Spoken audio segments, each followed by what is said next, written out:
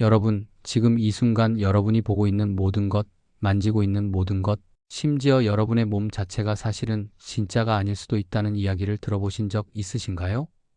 영화관에서 3차원 영화를 볼 때를 떠올려 보세요. 화면 속 공룡이 튀어나오는 것 같고 우주선이 눈앞을 스쳐 지나가는 것 같지만 실제로는 평평한 2차원 스크린에 투사된 빛의 패턴일 뿐입니다. 우리는 높이와 넓이 그리고 깊이를 느끼지만 그 모든 것은 평면에서 만들어진 환영입니다. 그런데 말입니다. 우리 우주 전체가 바로 그런 거대한 홀로그램일 수도 있다는 놀라운 이론이 있습니다. 이것은 공상과학 영화의 설정이 아닙니다. 블랙홀을 연구하던 물리학자들이 수학적 계산을 통해 도달한 엄연한 과학 이론입니다. 더 놀라운 것은 이 이론이 현대 물리학의 가장 큰 두 기둥인 양자역학과 일반상 대성이론을 하나로 합칠 수 있는 열쇠가 될지도 모른다는 점입니다. 오늘은 바로 이 홀로그램 우주론이 어떻게 탄생했는지 그 놀라운 여정을 함께 따라가 보겠습니다. 블랙홀의 신비에서 시작해 우주의 본질에 대한 깊은 통찰로 이어지는 반세기에 걸친 물리학의 대서사시입니다. 모든 이야기는 블랙홀에서 시작됩니다. 블랙홀은 우주에서 가장 신비롭고 극단적인 천체입니다. 거대한 별이 스스로의 중력을 이기지 못하고 붕괴하면서 만들어지는 이 천체는 너무나 강력한 중력을 가지고 있어서 빛조차 빠져나올 수 없습니다. 아인슈타인의 일반상 대성이론에 따르면 질량이 있는 물체는 주변의 시공간을 휘게 만듭니다. 지구가 태양 주위를 도는 것도 우리가 중력을 느끼는 것도 바로 이 휘어진 시공간 때문입니다. 흔히 하는 비유로 고무막 위에 무거운 공을 올려놓으면 고무막이 움푹 패이는 것과 같습니다. 작은 구슬을 그 근처에 놓으면 패인 곳으로 굴러가겠죠. 이것이 바로 중력의 본질입니다. 그런데 블랙홀처럼 엄청난 질량이 한 점으로 압축되면 시공간이 극도로 휘어지면서 빛조차 빠져나올 수 없는 경계가 만들어집니다. 이 경계를 과학자들은 사건의 지평선이라고 부릅니다. 사건의 지평선을 넘어간 모든 것은 영원히 블랙홀 안에 갇히게 됩니다. 빛도, 물질도, 정보도 말이죠. 그리고 그 중심에는 특이점이라는 무한히 작은 점이 존재하는데 이곳에서는 우리가 알고 있는 모든 물리법칙이 무너져 버립니다. 밀도는 무한대가 되고 시공간의 곡률도 무한대가 됩니다. 물리학의 방정식들이 의미를 잃는 말 그대로 물리법칙의 종말점입니다. 블랙홀은 오랫동안 순수한 이론적 산물로 여겨졌습니다. 하지만 2019년 사건의 지평선 망원경 프로젝트가 메시의 87은하 중심의 블랙홀을 직접 촬영하는 데 성공하면서 블랙홀은 이론이 아닌 실제가 되었습니다. 그런데 블랙홀에는 큰 문제가 하나 있었습니다. 바로 연력학 제2법칙과의 충돌이었습니다. 이 법칙은 자연계의 가장 근본적인 법칙 중 하나로 닫힌 계에서 엔트로피, 즉 무질서도는 절대로 감소하지 않는다는 내용입니다. 엔트로피란 무엇일까요? 쉽게 말해 무질서의 정도, 혹은 우리가 알 수 없는 정보의 양이라고 생각하시면 됩니다. 깔끔하게 정리된 방은 엔트로피가 낮고 어질러진 방은 엔트로피가 높습니다. 그리고 자연은 항상 엔트로피가 증가하는 방향으로 흐릅니다. 뜨거운 커피는 식고 뿌린 향수는 퍼지고 정리된 방은 어질러집니다. 이 모든 것이 엔트로피 증가의 예시입니다. 더 중요한 것은 이 법칙이 시간이 한 방향으로만 흐르는 이유이기도 하다는 점입니다. 깨진 계란이 다시 온전해지지 않는 이유, 시간을 되돌릴 수 없는 이유가 바로 엔트로피 증가 때문입니다. 19세기 오스트리아의 물리학자 루트 비 볼츠만은 엔트로피를 통계적으로 이해하는 방법을 발견했습니다. 100개의 동전을 동시에 던질 때 모두 앞면이 나올 확률은 2의 100승분의 1로 거의 불가능에 가깝습니다. 하지만 앞뒤가 섞여 나올 경우의 수는 압도적으로 많습니다. 자연은 언제나 확률이 높은 쪽, 즉 엔트로피가 높은 쪽으로 흐릅니다. 그런데 1970년대 초 미국의 저명한 물리학자 존 휠러는 심각한 문제를 제기했습니다.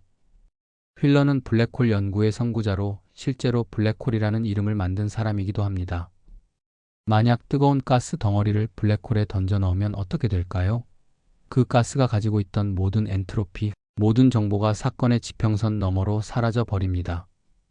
외부 관측자에게는 그 정보가 완전히 소멸한 것처럼 보이죠. 이것은 엔트로피가 감소한 것을 의미합니다. 우주의 근본 법칙이 깨진 셈입니다. 휠러는 이것을 블랙홀에는 털이 없다라는 표현으로 요약했습니다. 블랙홀에 무엇이 떨어지든 블랙홀은 단지 질량, 전하, 각운동량이라는 세 가지 특성만 보여줄 뿐 떨어진 물질의 상세한 정보는 모두 사라진다는 의미였습니다. 바로 그때 휠러의 제자였던 젊은 물리학자 야코프 베켄슈타인이 등장합니다. 1972년 당시 박사과정 학생이었던 베켄슈타인은 스승의 주장에 정면으로 반박하는 대담한 논문을 발표했습니다. 그는 블랙홀이 엔트로피를 없애는 것이 아니라 오히려 블랙홀 자체가 엔트로피를 가지고 있다고 주장했습니다. 더 놀라운 것은 그 엔트로피가 블랙홀의 부피가 아니라 표면적, 즉 사건의 지평선의 면적에 비례한다는 것이었습니다. 이것은 당시로서는 완전히 상식을 벗어난 주장이었습니다. 우리의 일상적인 경험에서 물체가 담을 수 있는 정보의 양은 부피에 비례합니다. 책장에 책을 더 많이 꽂으려면 책장의 부피를 늘려야 하죠. 상자에 물건을 더 넣으려면 상자를 크게 만들어야 합니다. 이것이 3차원 세계의 당연한 규칙입니다. 그런데 블랙홀은 표면적으로 정보를 저장한다니 이게 무슨 말일까요? 베켄슈타인은 블랙홀에 떨어진 물질의 모든 정보가 사건의 지평선 표면에 새겨진다고 생각했습니다. 마치 도장을 찍듯이 말이죠. 이렇게 하면 정보가 사라지는 것이 아니라 보존되기 때문에 연력학 제2법칙도 지켜집니다. 베켄슈타인은 또한 블랙홀의 엔트로피가 증가한다는 일반화된 제2법칙을 제안했습니다. 블랙홀 밖의 물질의 엔트로피와 블랙홀의 엔트로피를 합친 총 엔트로피는 절대 감소하지 않는다는 것입니다. 물질을 블랙홀에 던져 넣으면 그 물질의 엔트로피는 사라지는 것처럼 보이지만 실제로는 블랙홀의 표면적이 증가하면서 블랙홀의 엔트로피가 증가한다는 의미였습니다. 하지만 이 주장에는 한 가지 문제가 있었습니다. 만약 블랙홀이 엔트로피를 가진다면 연력학의 기본 원리에 따라 블랙홀은 온도도 가져야 합니다. 엔트로피와 온도는 때려야 뗄 수 없는 관계니까요. 그리고 온도가 있다면 복사, 즉 열을 방출해야 합니다. 그런데 블랙홀은 그 정의상 아무것도 방출하지 않는 천체입니다. 빛조차 빠져나올 수 없는데 어떻게 열을 방출할 수 있을까요? 베켄슈타인조차 이 모순을 완전히 해결하지는 못했습니다. 당시 젊은 물리학자였던 스티븐 호킹도 베켄슈타인의 주장을 받아들이지 않았습니다. 블랙홀은 절대 아무것도 방출하지 않기 때문에 온도를 가질 수 없다는 것이 호킹의 입장이었습니다. 호킹은 처음에 베켄슈타인의 아이디어를 말도 안 되는 것으로 치부했습니다. 그런데 1973년 호킹이 모스크바를 방문했을 때 극적인 전환점이 찾아옵니다. 소련의 과학자들인 야코프 젤도비치와 알렉세이 스타로빈스키가 회전하는 블랙홀은 입자를 방출할 수 있다고 호킹을 설득했습니다. 이들은 회전하는 블랙홀 주변에서 양자역학적 과정을 통해 에너지를 추출할 수 있다는 것을 보였습니다. 호킹은 귀국 후 직접 계산에 들어갔습니다. 그리고 1974년 놀라운 발견을 하게 됩니다. 양자역학을 도입하면 회전하는 블랙홀뿐 아니라 모든 블랙홀이 실제로 복사를 방출한다는 것을 증명한 것입니다. 양자역학의 세계는 우리의 상식과는 다릅니다. 완전히 텅 빈 진공 상태조차 사실은 비어있지 않습니다. 하이젠베르크의 불확정성 원리에 따르면 에너지와 시간의 곱에는 최소 한계가 있습니다. 이것은 아주 짧은 시간 동안에는 에너지 보존 법칙이 잠깐 어긋날 수 있다는 의미입니다. 그 결과 진공에서는 입자와 반입자, 쌍이 순간적으로 생겨났다가 곧바로 만나서 소멸하는 양자요동으로 가득 차 있습니다. 평소에는 이런 가상 입자들이 즉시 사라지기 때문에 우리가 관측할 수 없습니다.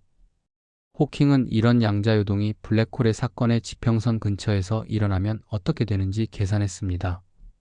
만약 입자 쌍이 사건의 지평선 바로 근처에서 생성되면 한 입자는 블랙홀 안으로 떨어지고 다른 하나는 바깥으로 튀어나올 수 있습니다. 이때 블랙홀 안으로 떨어진 입자는 음의 에너지를 가지게 되고 블랙홀은 그만큼 질량을 잃게 됩니다. 반면 바깥으로 나온 입자는 양의 에너지를 가진 실제 입자로 관측됩니다. 이 입자는 더 이상 가상이 아니라 진짜 입자가 됩니다.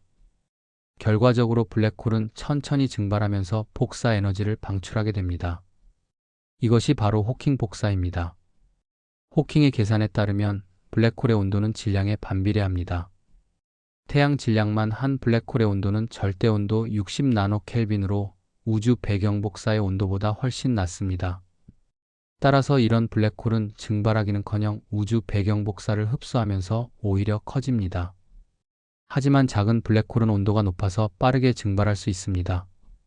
이 발견으로 베켄슈타인의 주장이 옳았음이 증명되었습니다. 블랙홀은 온도를 가지며 따라서 엔트로피도 가집니다. 호킹은 나중에 베켄슈타인에게 인정을 거부한 것이 자신의 가장 큰 실수 중 하나였다고 회고했습니다.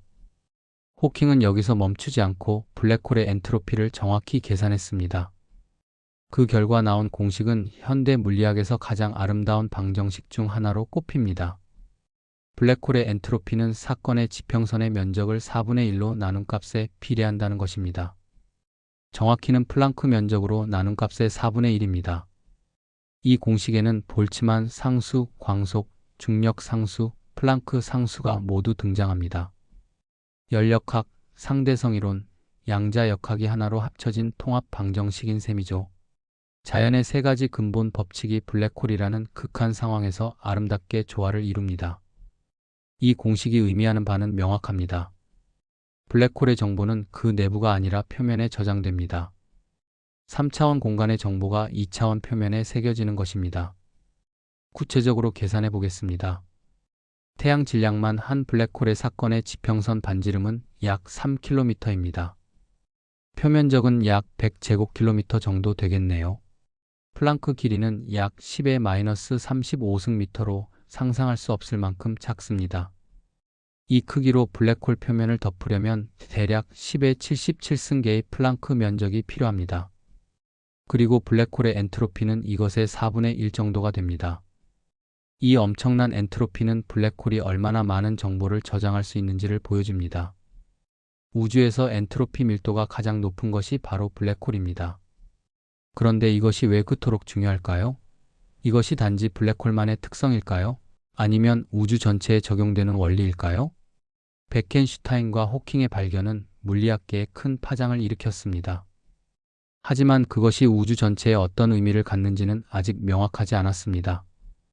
1978년 찰스 손은 끈이론의 맥락에서 중력이 저차원 이론으로부터 나타날 수 있다는 것을 관찰했습니다.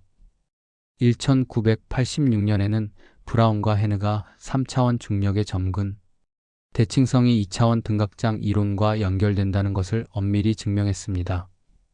이것들은 나중에 홀로그램 원리로 발전할 중요한 발견들이었습니다. 그러던 중 1993년 네덜란드의 노벨상 수상 물리학자 헤라르트 엇 호프트가 혁명적인 제안을 합니다. 그는 베켄슈타인과 호킹이 발견한 블랙홀의 성질이 우주 전체에 적용될 수 있다고 주장했습니다. 엇 호프트는 블랙홀의 입자가 떨어질 때 사건의 지평선에 생기는 변형을 분석했습니다. 그는 이 변형이 로그 함수 모양의 텐트폴처럼 생긴 돌기를 만든다는 것을 보였습니다. 그리고 놀랍게도 이것이 마치 끈이론의 세계면에서 일어나는 입자의 방출과 흡수와 비슷하다는 것을 발견했습니다. 사건의 지평선의 변형이 떨어진 입자의 위치와 질량에 대한 대안적인 기술이라는 것입니다. 엇 호프트는 블랙홀의 올바른 기술이 끈이론의 어떤 형태일 것이라고 믿었습니다. 그리고 더 나아가 블랙홀뿐 아니라 우주의 모든 영역에서 3차원 정보가 2차원 경계면에 저장될 수 있다고 제안했습니다. 같은 시기에 미국의 레오나드 서스킨드도 독자적으로 비슷한 아이디어를 발전시키고 있었습니다. 서스킨드는 이 개념을 더 명확하게 만들어 1995년 홀로그램 원리라는 이름을 붙였습니다. 서스킨드는 이렇게 말했습니다. 우리가 경험하는 3차원 세계, 은하와 별과 행성과 집과 바위와 사람들로 가득 찬 우주는 홀로그램입니다. 먼 2차원 표면에 암호화된 현실의 이미지입니다. 홀로그램 원리는 이렇게 말합니다. 우주의 어떤 3차원 영역을 완전히 기술하는 데 필요한 모든 정보는 그 영역의 2차원 경계면에 저장되어 있습니다. 마치 홀로그램 사진이 3차원 영상을 2차원 필름에 저장하는 것처럼 말입니다. 다시 말해 우리가 경험하는 3차원 세계는 실제로는 2차원 평면에 암호화된 정보를 투영한 홀로그램일 수 있다는 것입니다. 이것은 단순한 비유가 아닙니다. 수학적으로 증명 가능한 물리 이론입니다. 홀로그램 원리는 흥미로운 아이디어였지만 구체적인 예시가 필요했습니다.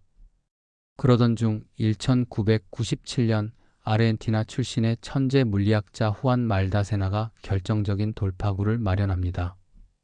말다세나는 반드 시터 공간이라는 특수한 종류의 시공간에서 중력 이론이 그 경계에 있는 등각장 이론과 완전히 동등하다는 것을 보였습니다. 이것을 반드 시터 등각장 대응, 줄여서 광고에서 CFT 대응이라고 부릅니다. 반드 시터 공간은 음의 우주 상수를 가진 시공간으로 우리 우주와는 다른 기하학적 성질을 가지고 있습니다. 이 공간은 경계를 가지고 있으며 그 경계는 마치 우리의 일상적인 시공간과 비슷합니다. 말다세나는 이 반드 시터 공간에서 작동하는 끈 이론이 경계에서 작동하는 등각장 이론과 완전히 동등하다는 것을 증명했습니다. 5차원 공간의 중력 현상을 4차원 경계면의 입자 물리학으로 완벽하게 기술할 수 있다는 것입니다. 이것은 홀로그램 원리의 구체적인 실현이었습니다. 차원이 하나 줄어든 이론으로 고차원 중력을 설명할 수 있다니 이것이 바로 홀로그램의 본질입니다. 마치 2차원 홀로그램 필름이 3차원 영상을 담듯이 4차원 경계 이론이 5차원 중력 이론을 담는 것입니다. 말다세나의 발견은 현대 이론 물리학에서 가장 중요한 돌파구 중 하나로 평가받고 있습니다. 그의 논문은 물리학 역사상 가장 많이 인용된 논문 중 하나가 되었으며 2025년 현재까지 2만 회 이상 인용되었습니다. 광고에서 CFT 대응의 중요성은 단순히 홀로그램 원리를 구현한 것에 그치지 않습니다. 이것은 양자역학과 중력을 연결하는 다리 역할을 합니다. 경계의 등각장 이론에는 중력이 없지만 그것이 기술하는 반드 시터 공간에는 중력이 있습니다. 중력이 없는 이론으로 중력을 설명할 수 있다는 것입니다. 이론은 아름답지만 과학에서는 실험적 증거가 필요합니다. 홀로그램 우주론을 입증할 방법은 없을까요?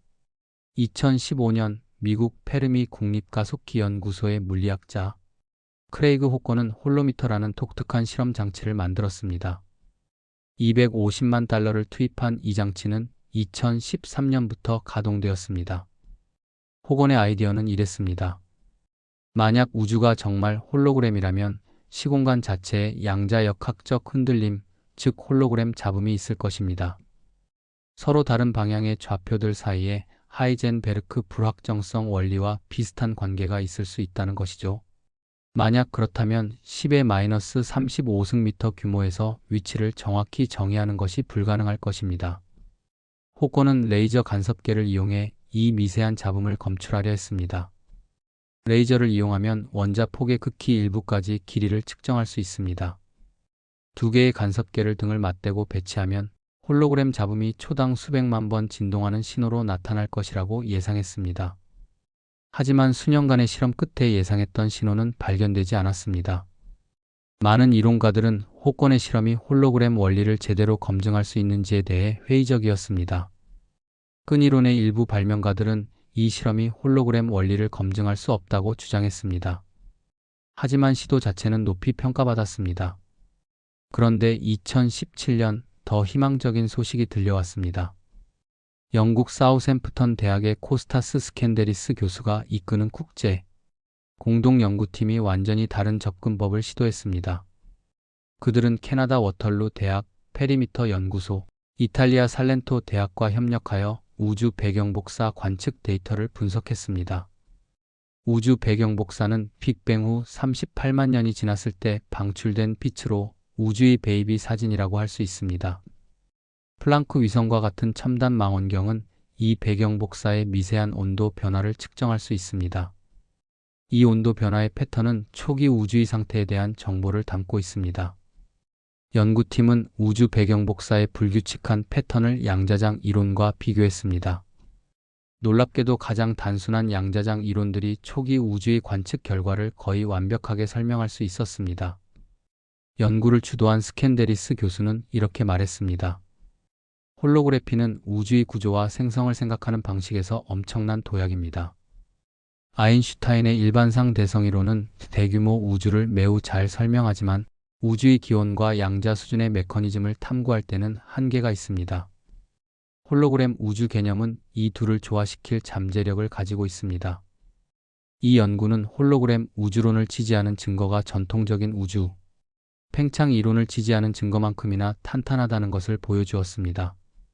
물론 이것이 결정적인 증거는 아니지만 홀로그램 우주론이 단순한 추측이 아니라 관측적으로 검증 가능한 이론임을 보여준 중요한 성과였습니다. 최근에는 1932년 천재 수학자 존 폰 노이만이 개발한 대수학이 홀로그램 우주론 연구에 새로운 돌파구를 제공하고 있습니다. 폰 노이만은 양자역학의 수학적 기초를 다진 인물입니다. 그는 양자 시스템을 기술하는 방법으로 특별한 종류의 대수 구조를 개발했습니다. 이 폰 노이만 대수는 오랫동안 순수 수학의 영역으로 여겨졌지만 최근 홀로그램 우주론 연구에서 놀라운 힘을 발휘하고 있습니다. 2020년대 들어 연구자들은 폰 노이만 대수를 이용해 블랙홀 내부를 기술하는 새로운 방법을 찾았습니다. 특히 리우와 로이 투저라는 두 물리학자가 이 대수적 관점에서 홀로그램 블랙홀을 분석하는 획기적인 방법을 제시했습니다.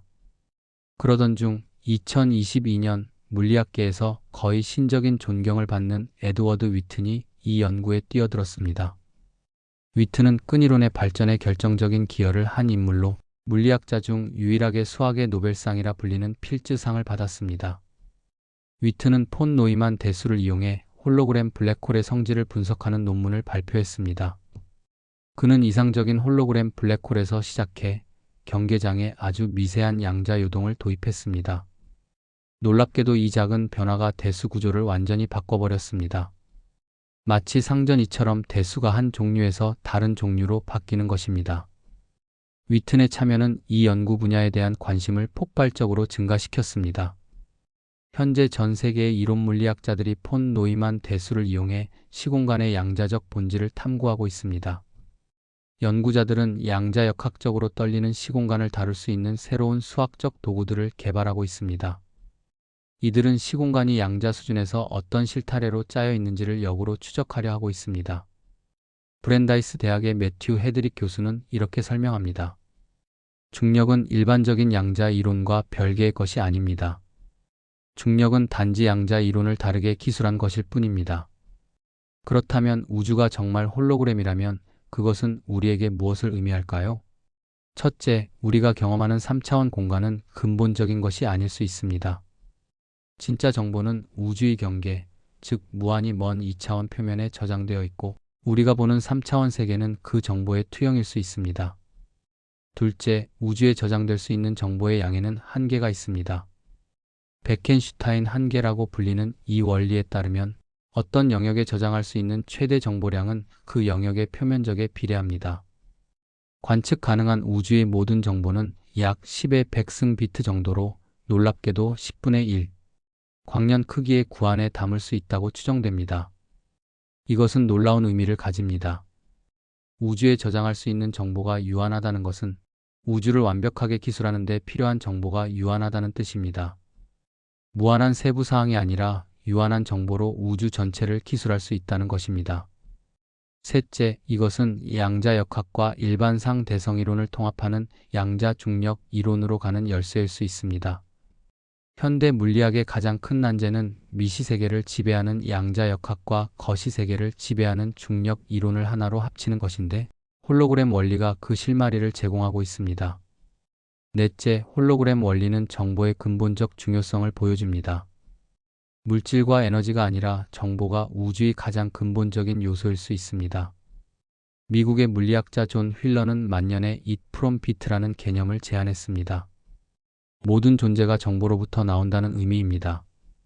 지금까지 블랙홀에서 시작해 홀로그램 우주론에 이르는 놀라운 여정을 함께했습니다. 1972년 베켄슈타인의 대담한 제안에서 시작해 호킹의 폭사 발견, 호프트와 서스킨드의 홀로그램 원리, 말다세나의 광고에서 CFT 대응, 그리고 최근의 관측적 증거와 수학적 발전까지 반세기에 걸친 물리학의 대장정이었습니다. 아직 홀로그램 우주론이 완전히 증명된 것은 아닙니다. 우리 우주는 반드시 터 공간이 아니라 평평한 공간이기 때문에 말다세나의 대응을 직접 적용하기는 어렵습니다. 연구자들은 평평한 공간에서도 작동하는 홀로그램 이론을 개발하기 위해 노력하고 있습니다. 이를 천체 홀로그래피라고 부르며 무한히 먼 천체 구면에서 작동하는 등각장 이론을 찾고 있습니다. 하지만 한 가지는 분명합니다. 현실이 우리가 생각하는 것보다 훨씬 더 신비롭고 놀랍고 아름답다는 것입니다. 여러분이 지금 이 순간 보고 있는 모든 것, 별들, 은하들, 산과 바다, 그리고 여러분 자신까지도 어쩌면 우주의 경계에 새겨진 정보의 그림자, 거대한 홀로그램의 한 부분일지도 모릅니다. 그리고 그것이 사실이든 아니든 과학자들이 블랙홀의 물리학으로부터 우주의 본질에 대한 이런 깊은 통찰을 이끌어냈다는 사실 자체가 인간 지성의 위대함을 보여주는 증거입니다. 홀로그램 우주론은 우리에게 근본적인 질문을 던집니다. 현실이란 무엇인가요? 우리가 경험하는 세계는 얼마나 진짜일까요? 3차원 공간은 진짜일까요? 아니면 더 근본적인 2차원 정보의 투영일까요? 이 질문들에 대한 답은 아직 완전히 밝혀지지 않았습니다. 하지만 그 답을 찾아가는 과정 자체가 과학의 가장 흥미진진한 모험입니다. 우주는 여전히 우리에게 많은 비밀을 간직하고 있습니다. 그리고 그 비밀을 밝혀가는 여정이야말로 인류가 지속해온 가장 아름다운 탐험이 아닐까요? 지금까지 홀로그램 우주론에 대한 이야기였습니다. 시청해주셔서 감사합니다. 구독, 좋아요, 알림 설정은 큰 힘이 됩니다.